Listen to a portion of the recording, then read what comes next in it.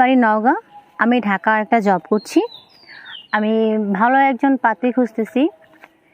ফ্যামিলিগত কারণে আমার ফ্যামিলিকে টানার জন্য বা ফ্যামিলিকে হেল্প করার জন্য আমি বিয়ে করতে পারিনি, তাই এখন একটা ভালো পাত্র খুঁজতেছি। যদি কেউ আমাকে পছন্দ করে থাকেন তাহলে যোগাযোগ করুন। এবং ভদ্র হতে হবে, নম্র ভদ্র হতে হবে। মোটা হলে হবে না, চিকন হলে হবে না, মিডিয়াম হতে হবে এবং খুব ফ্রেন্ডলি হতে হবে, যে আমাকে ভালোবাসবে। কারণ আমার না পাওয়া ভালোবাসাগুলো আমি জমিয়ে রেখেছি তার জন্য, তাকে দেবার জন্য। তাই এরকম একটা মানুষ দরকার যে আমাকে ভালোবাসবে, আমি তাকে ভালোবাসবো। আপনার নাম? আমার নাম তাসলিমা। দেশের বাড়ি কোথায়? নওগাঁ। পরিবারে কে কে আছে? পরিবারে বাবা মা ভাই বোন সবাই আছে। এতদিন বিয়ে করেন নাই কেন? পরিবারের ভরণ পোষণ দিয়েছি, পরিবারকে টাকা পয়সা পাঠানো লাগছে, পরিবারকে হেল্প করার জন্য আমি এখনও বিয়ে করতে পারিনি। এই জন্য এখন আসছি মিডিয়াতে মাধ্যমে বিয়ে করার জন্য আর কি। আমি শুনছি যে মিডিয়ার মাধ্যমে ভালো মানুষ, ভালো মনের মানুষ পাওয়া যায়, তাই মিডিয়াতে আসছি ভালো মনের মানুষ খোঁজার জন্য। আচ্ছা, কার কাছ থেকে এটা শুনছেন? আমার এক কলিগ, উনি মিডিয়া জগতের মাধ্যমে একজন ভালো একজন জীবনসঙ্গী পেয়েছে, তারা সুখে আছে, শান্তিতে আছে। তো সেজন্য আমিও আসলাম, দেখি আমি ভালো মনের মানুষ পাই কিনা। আচ্ছা, তো এখন কীরকম ছেলে চাচ্ছেন আপনি? মিডিয়ামও না, মোটাও না, মিডিয়াম, চিকনও না, মোটাও না, মিডিয়াম একজন মনে চাচ্ছি। সুন্দরও না, কালো না, শ্যামলা হলে হবে। প্রবাসী দেশি কোনো সমস্যা নেই, দুটাই চলবে। আচ্ছা, তো এখন দেখা যাচ্ছে যে আপনার বয়স কত এখন? আমার বয়স 23 বছর। হ্যাঁ। আচ্ছা, তার বাচ্চা কাচ্চা মানে বিয়ে হয়নি এখনো বিয়ে হয়নি। বিয়ে করার জন্য তো আসছি, ভালো মনের মানুষ খোঁজার জন্য। আচ্ছা, তো চাকরি বাকরি করতে পক্ষে ওখানে ভালো কোনো ছেলে পান নাই? আসলে পেয়েছি, কিন্তু আমার কাছে সেই ভালোবাসাটা রিয়েল মনে হয়নি, ফলস মনে হয়েছে। কারণ এখনকার যুগের ভালোবাসাটা মানে কীরকম, আজকে ভালোবাসলাম, কালকে ভালোবাসলাম, পরশু দিন আরেকটা মেয়ের সাথে দেখা যায় বা একটা মেয়েকে ভালোবাসে। এই জন্য আর কি এখানে আসলাম, দেখি এখানে ভালো কোনো মনের মানুষ পাই কি না।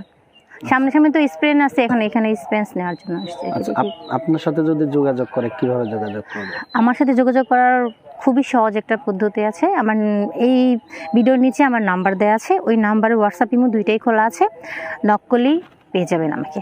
আচ্ছা, তো এর আগে কখনো প্রতিবেদন করছেন? না, আমি করিনি, এই প্রথম আসলাম আপনাদের সামনে, আমার ফেস নিয়ে আমি ফার্স্ট আসলাম, এর আগে করা হয়নি।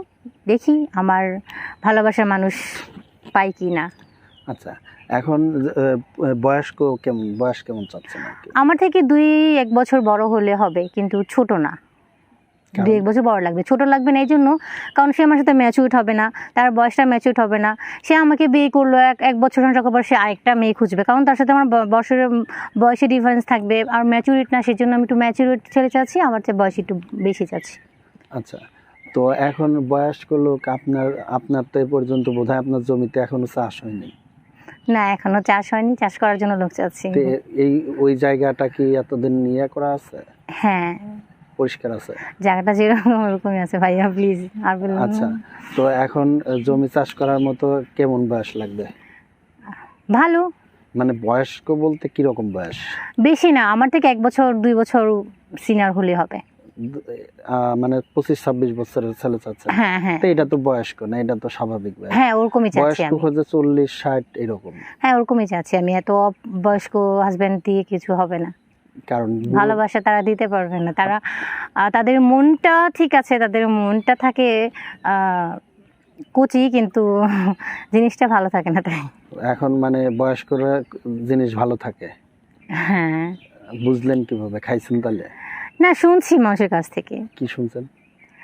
যে ইয়াং ছেলেদের নাকি জিনিস ভালো থাকে। তাই তো যোগাযোগ কেমনে করবে আপনার সাথে?